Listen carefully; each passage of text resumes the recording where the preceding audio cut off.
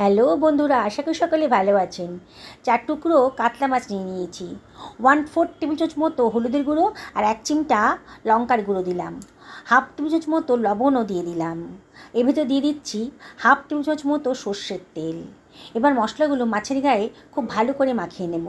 প্রতিটা মাছের পিসকে ধরে ধরে মশলার সাথে খুব ভালো করে মাখিয়ে নিচ্ছি।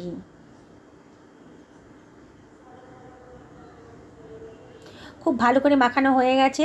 এবার এটাকে সরিয়ে রাখলাম। দুখানা মাঝারি সাইজের আলু নিয়ে নিয়েছি। আলুটাকে আগে থেকে ধুয়ে পরিষ্কার করে নিয়েছি। আলু খোসাগুলো কেটে বাদ দিয়ে দেব। আর আলুটাকে পাতলা পাতলা লম্বা লম্বা করে কেটে নিচ্ছি।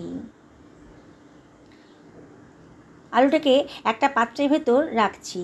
আর তার ভেতরে আমি দিয়ে দিচ্ছি জল। আর তার ভেতর দিয়ে দেবো সামান্য একটু লবণ। আলুর ভিতরে অনেক স্টার্চ থাকে।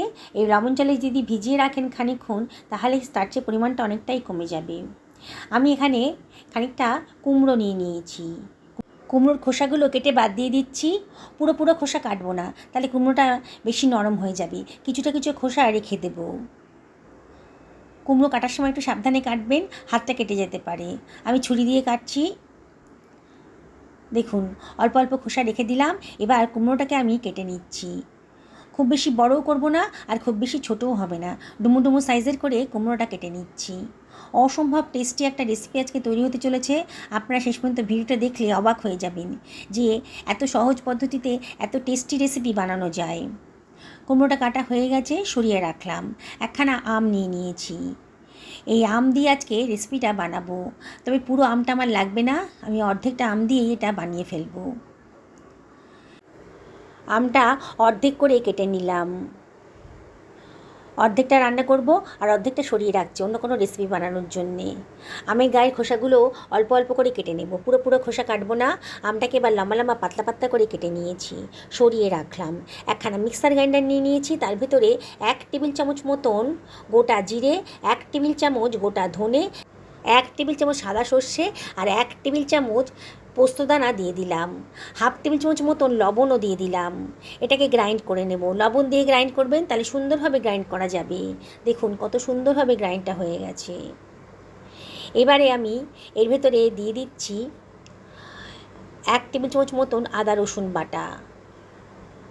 আর সমস্ত বেসিক মশলাগুলো এর ভেতরে দিয়ে দেব। হাফ টেবিল চামচ মতন হলুদের গুঁড়ো, হাফ টেবিল চামচ লঙ্কার গুঁড়ো, আর দুখানা কাঁচা লঙ্কাও দিয়ে দিলাম, দারুণ সুন্দর একটা ফ্লেভার আসবে। আর 2 টেবিল চামচ জলও দিয়ে দিলাম। আবারও এটাকে গ্রাইন্ড করে নেব। দেখুন কত সুন্দর একটা স্মুথ পেস্ট তৈরি হয়ে গেছে। সরিয়ে রাখলাম।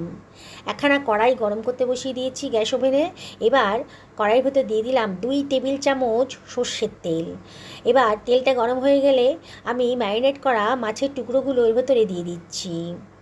প্রথমে নাড়াচাড়া করব না, মাছগুলো 30 সেকেন্ড বাদে উল্টে পাল্টে এগুলোকে ভালো করে ভেজে নেব।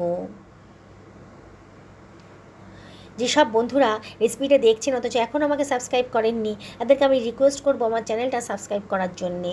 পাশে থাকা বেল আইকনটা অবশ্যই ক্লিক করে দেবেন, তাহলে আমার রান্নার নোটিফিকেশানটা আপনারা চটজলদি পেয়ে যাবেন। মাছের টুকরোগুলো এপিট ওপিট করে খুব ভালো করে ভেজে নেব। অনেকেই মাছ খেতে পছন্দ করেন না, কিন্তু এইভাবে যদি মাছের রেসিপি বানিয়ে দেন না, দেখবেন তারা কিন্তু চেটেপুটে খাচ্ছে। দারুণ স্বাদের একেবারে নতুন ধরনের একটা রেসিপি আজকে তৈরি হতে চলেছে। মাছগুলো ভাজা হয়ে গেছে, আমি একটা অন্য পাত্রের ভেতর সরিয়ে রাখছি। এবার ওই তেলের ভেতরে আমি দিয়ে দিচ্ছি কেটে রাখা আলুর টুকরোগুলো।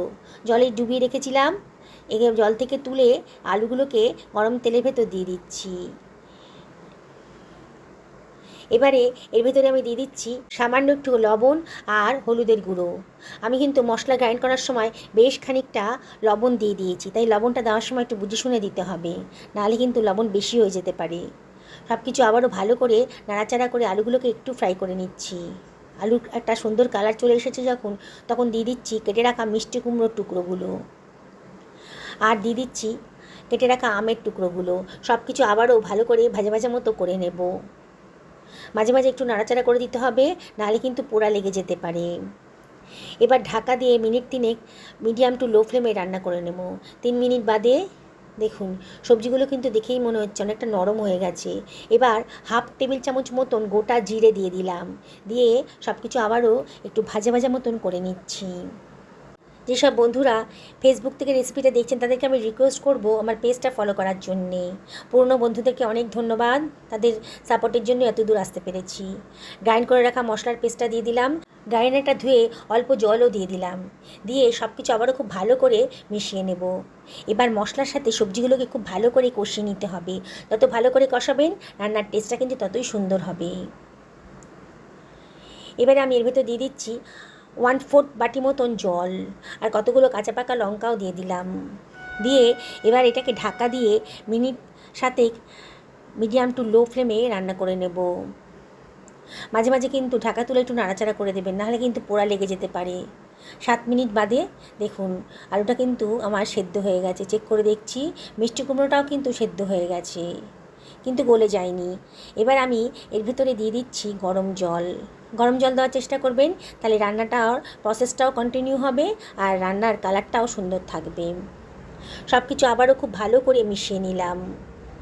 আমি আজকে একটু পাতলা ঝোল রাখতে চাইছিলাম বলে জলের পরিমাণটা একটু বেশি দিলাম। আপনারা কে কীরকম গ্রেভি পছন্দ করেন সেই অনুযায়ী জলটা দেবেন। হাফ টেবিল চামচ মতো চিনি দিয়ে দিলাম, দারুণ সুন্দর একটা টেস্টি হবে। তবে যদি পছন্দ না হয় তাহলে বাদ দিয়ে দেবেন। এবার চেক করে দেখলাম লবণটা একটু কম লাগছিল বলে হাফ টেবিল চামচ মতন লবণও দিয়ে দিলাম। সব কিছু খুব ভালো করে মিশিয়ে নিচ্ছি। আপনাদের অনেকের কাছেই হয়তো এই রেসিপিটা অজানা। একবার যদি বানিয়ে খান না, দেখবেন এর স্বাদ কিন্তু ভুলতে পারছেন না। ভেজে রাখা মাছের টুকরোগুলো দিয়ে দিলাম, দিয়ে সব কিছু আবারও ভালো করে মিশিয়ে নিচ্ছি। এর ভেতরে দিয়ে দিচ্ছি বেশ খানিকটা ধনেপাতা কুচি। এবার ঢাকা দিয়ে আমি এটাকে মিনিট 3 লো ফ্লেমে রান্না করে নেব। 3 মিনিট বাদে রেসিপিটা কিন্তু রেডি হয়ে গেছে। দেখলেন তো বানানোটা কতটাই সোজা, কিন্তু এর টেস্ট কিন্তু আপনারা ভুলতে পারবেন না। আমি একটা সার্ভিং বলে এটাকে সার্ভ করে দিচ্ছি। যাকে খাওয়াবেন না এই রেসিপিটা, সেই কিন্তু আপনাকে জিজ্ঞেস করবে যে কীভাবে বানিয়েছেন, এতটা টেস্টি হয়েছে। অবশ্যই বাড়িতে একদিন বানিয়ে ফেলুন। গরম ভাতের সাথে এই পদটা থাকলে অন্য কোনো পদের দিকে কেউ ফিরেও তাকাবে না। এটা দিয়ে সব ভাত খেয়ে নিতে পারবেন, এতটাই টেস্টি হয়েছে। কি দেখে বানাতে ইচ্ছে করছে তো এই আম কাতলা? একদিন আমার মতন করে এই আম কাতলা বানিয়ে ফেলুন, পরিবারের সকলকে খাওয়ান, নিজেও খান। দেখবেন পরিবারের প্রত্যেকে কিন্তু আপনার প্রশংসায় পঞ্চমুখ হবে এত সুন্দর একটা রেসিপি খাওয়ানোর জন্য, আর বারে বারে আপনাকে রিকোয়েস্ট করবে এই রেসিপিটা বানিয়ে দেওয়ার জন্যে। দেখুন আমি এটাকে সুন্দরভাবে সার্ভ করে দিয়েছি। আমি চামচ দিয়ে কেটে দেখাচ্ছি আলু, মিষ্টি কুমড়ো, আমটা কতটা সুন্দরভাবে নরম হয়ে গেছে, সেদ্ধ হয়ে গেছে আর কি। আমি আপনাদেরকে আবারও রিকোয়েস্ট করব একদিন বাড়িতে বানিয়ে ফেলুন, পরিবারের সকলকে খাওয়ান, নিজেও খান। হেলদি খান, সুস্থ থাকুন, ভালো থাকুন। নমস্কার নেবেন।